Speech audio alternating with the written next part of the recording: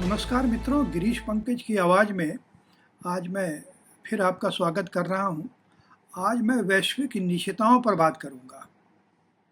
एक निशिता जो बांग्लादेश में हो रही है, वहाँ कहा जा रहा है कि युवा पीढ़ी आंदोलन कर रही है। सत्ता परिवर्तन के लिए उसने आंदोलन किया।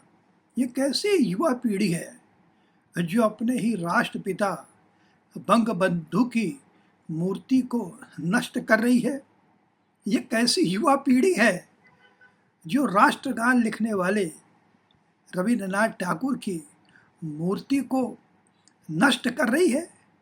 ये कैसी युवा पीढ़ी है जो अपने ही देश की प्रधानमंत्री के अंतर वस्त्रों को दिखा रहे हैं, ब्लाउज को दिखा रहे हैं, ब्रेजियर का प्रदर्शन कर रहे हैं, उनकी साड़ी को लूट कर ले जा रहे हैं, उनके घर के सामानों को लूट कर ले जा रहे हैं? ये कैसी युवा पीढ़ी है जो बगीचे में जाकर ऊधम मचा रहे हैं, जो चिड़ियाघर में जाकर के जानवरों को तंग कर रहे हैं, बकरा उठा कर ले जा रहे हैं, मुर्गा उठा कर ले जा रहे हैं? ये कैसी पीढ़ी है? ये कैसी युवा पीढ़ी है जो अपने ही देश को नष्ट करने पर तुली है, आग लगा रही है? ये कैसी युवा पीढ़ी है जो भारत द्वारा भेजे गए एम्बुलेंसों में तोड़ फोड़ कर रही है? ये कैसी युवा पीढ़ी है? अगर यही बांग्लादेश की युवा पीढ़ी है तो धन्य है उस पीढ़ी को। पता नहीं बांग्लादेश का भविष्य क्या होगा।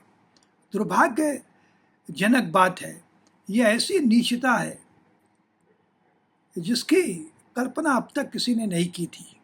यह बांग्लादेश के युवकों की नीचता है जो अपने ही देश को नष्ट करने पर आमादा है।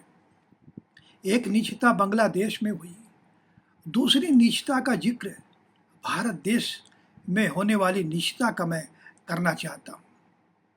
बांग्लादेश की घटना पर कांग्रेस के कुछ नेता ये कह रहे हैं कि बांग्लादेश जैसी घटना यहाँ भी हो सकती है, मतलब यहाँ भी उसी तरह की कोई बगावत हो सकती है, यहाँ भी हिंदुओं का उसी तरह से नरसंहार हो सकता है। कितना दुर्भाग्य है हमारे देश का कि हमें ऐसा विपक्ष मिला है जो देश में अराजकता पैदा करना चाहता है। देश के लिए शुभ नहीं बोल सकते, अशुभ ही अशुभ बोले जा रहे हैं कि बांग्लादेश जैसा भारत में भी हो सकता है। ये नीचता की हद है। तीसरी नीचता यहाँ भी दिखाई दी जब हमारी रेसलर विनेश फोगाट 100 ग्राम वजन के कारण डिस्क्वालीफाई कर दी गई, तो यहाँ विपक्ष को उसमें भी साजिश दिखाई दे रही है। सरकार को कोस रहे हैं कि उनकी लापरवाही के कारण विनेश फोगाट को डिस्क्वालीफाई कर दिया, प्रतिवाद करना चाहिए। भारत सरकार ने प्रतिवाद किया है, इस बात को लेकर के विरोध किया है कि विनेश के साथ अन्याय हुआ है, लेकिन एक मुद्दा मिल गया विपक्ष को और वह इसे लेकर के माहौल बनाने की कोशिश कर रहा है। तो ये जो नीच हरकत है उसको लेकर के मेरे जैसे एक नागरिक को दुख होता है कि ऐसे समय में जब पूरे देश को 140 करोड़ लोगों को विनेश फोगाट के साथ खड़ा होना चाहिए था, तो कुछ लोग अलग किस्म का माहौल बनाने की कोशिश कर रहे हैं। और बांग्लादेश के मामले को लेकर के तो विपक्ष ने अति कर दिया।